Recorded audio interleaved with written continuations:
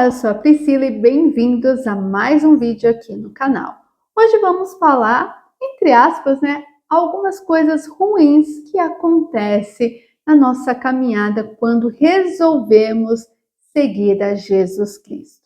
Então, quando você não seguia Jesus, o demônio ali estava sossegado, sua alma já estava entregue a ele. Mas, de repente, você acorda e começa a seguir Jesus, começa a ir na missa, começa a rezar. Opa, aí o demônio já começa, opa, o que está acontecendo aqui? Ou seja, ele começa a tentar você, a colocar coisas ruins nos teus caminhos. Para quê? Para você tentar, para tentar afastar você do caminho de Deus.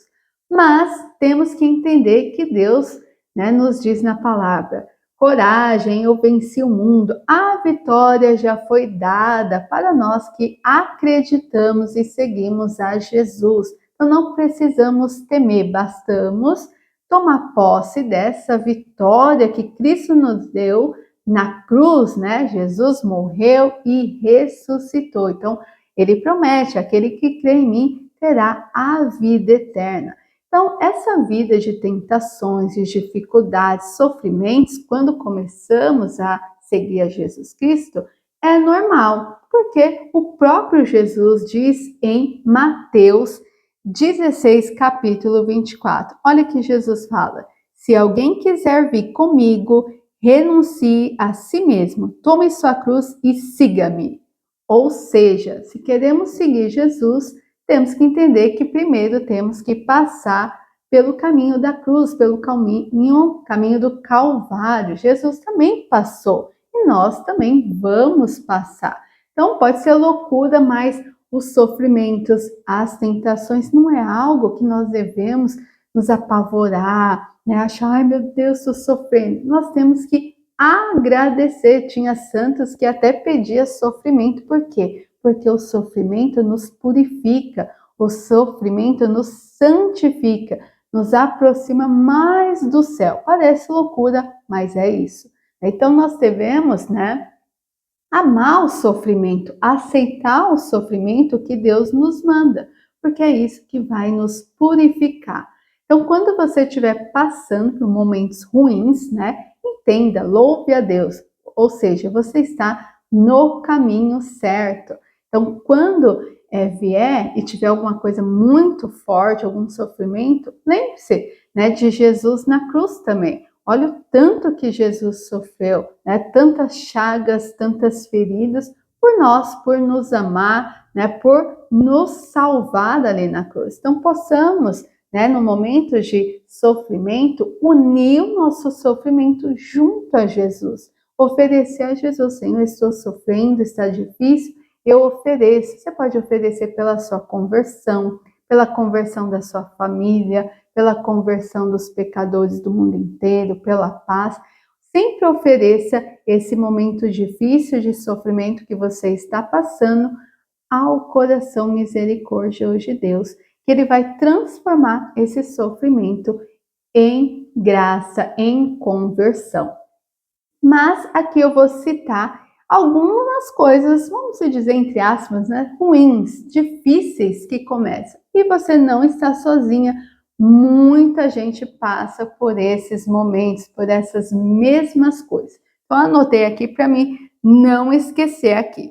Então a primeira coisa é: as tentações ficam mais fortes. Então é normal que quando você começa a ir para a igreja e rezar todo dia, o demônio sabe as suas fraquezas. Então você vai estar querendo lutar contra alguns pecados e é exatamente esses pecados que ele vai proporcionar momentos de queda, ele vai tentar você. Um exemplo: eu gosto de balada, beber, e você não quer mais ter essa vida de bebedeira, por exemplo. Então ele vai começar a colocar pessoas que vão te chamar para beber, que vai te chamar para sair, e você vai ter que lutar contra essas tentações. Então, geralmente, precisamos estar vigilante e orante para vencermos essa tentação. Então, quando nós não estamos rezando constantemente, vigiando, a gente vai perdendo força. A oração ela tem que ser o nosso alimento para a nossa alma. Se nós comemos,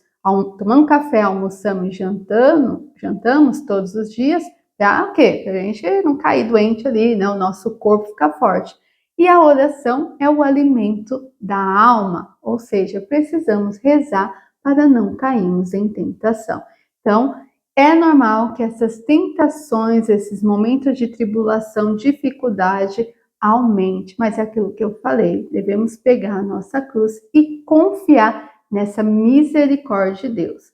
O próximo ponto é: as pessoas próximas começam a chamar você de fanática. Muitos ainda falam assim, né? Olha, vai morar na igreja agora, vai casar com o padre, ai, nossa, não sai da igreja.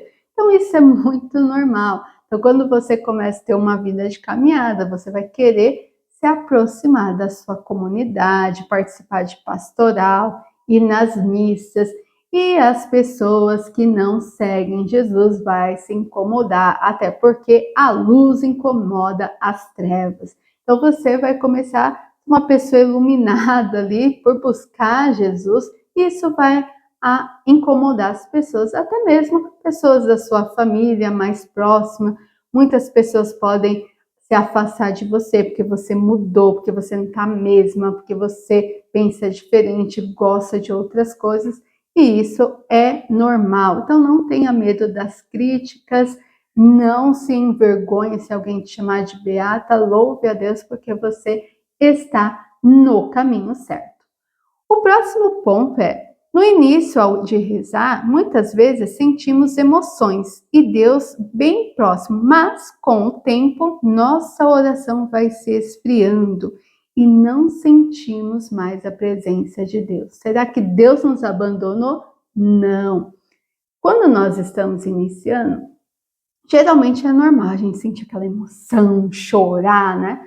Só que a vida de oração não é sempre assim de emoções. Nós temos que entender que uma fé madura não é sentir emoções. A fé madura é aquela que, quando você não sentir nada, você está lá, fiel, acreditando.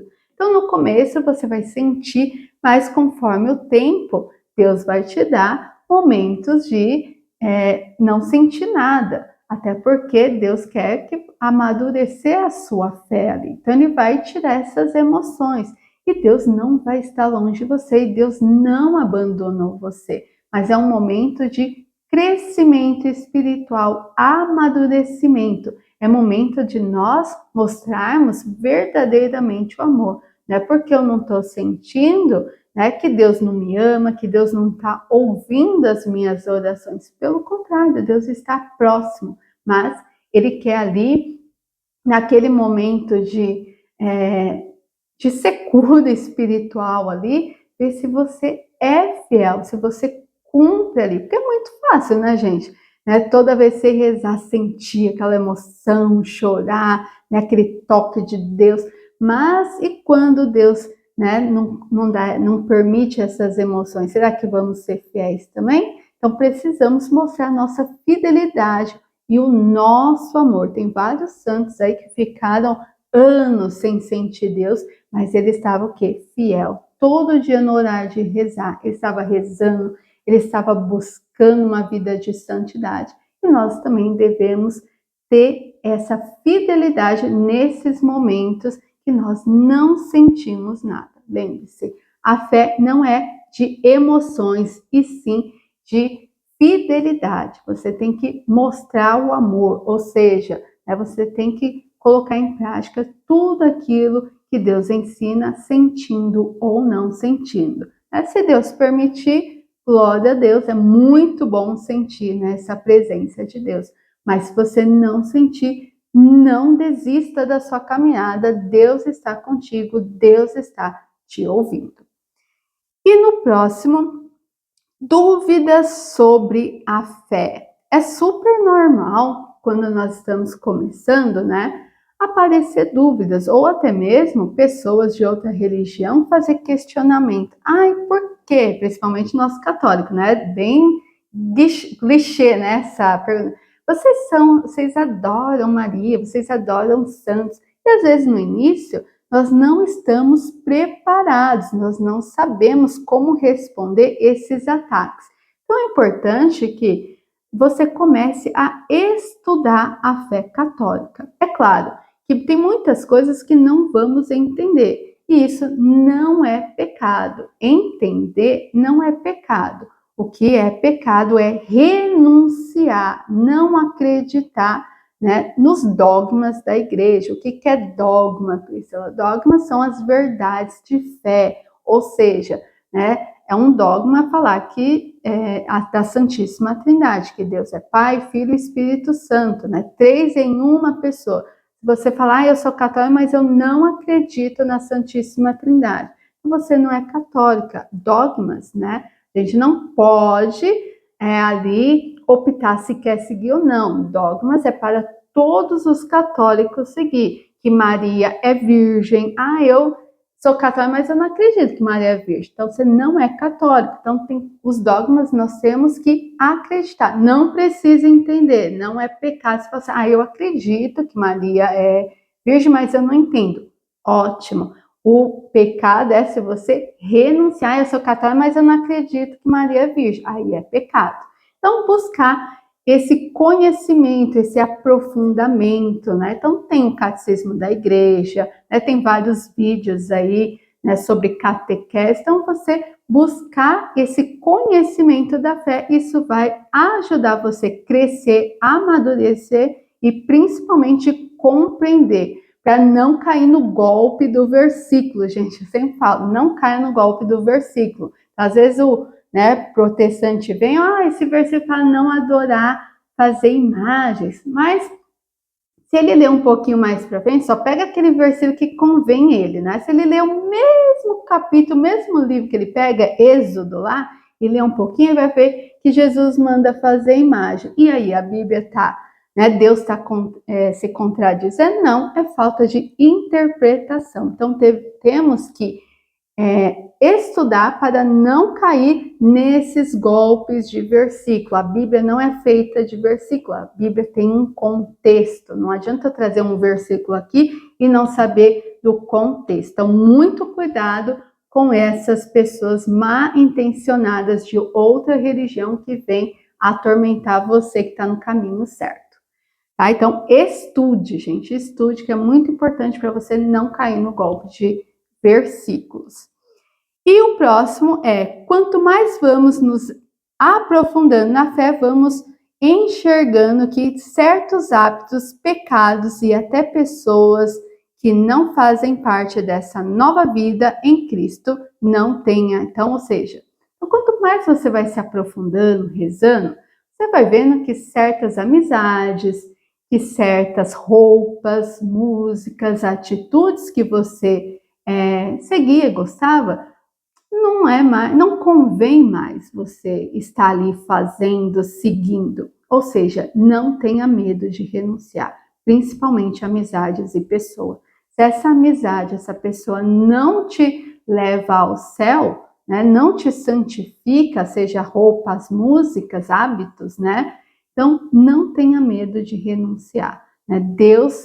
Você vai renunciar e Deus vai te dar muito mais graça. Então, não tenha medo de se afastar de pessoas que te levam ao pecado. Então, seja forte, seja objetivo ali. Eu não quero mais. Renuncie tudo aquilo que não convém, que não santifica a sua alma, ou seja, que não te leva para o céu. Renuncie, amém?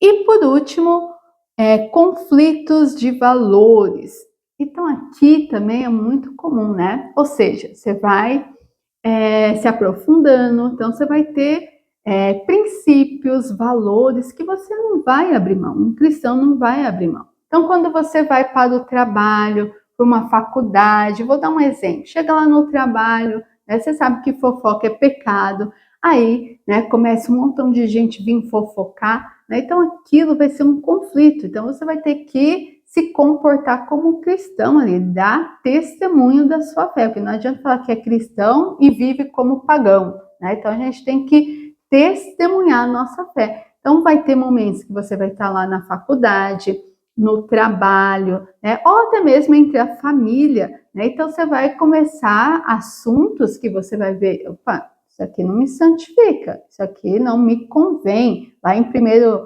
Coríntios, eu esqueci o capítulo, mas fala assim: tudo nos é permitido, mas nem tudo nos convém. Então a gente precisa renunciar, estar atento naquilo que não convém, que não santifica a nossa alma e renunciar.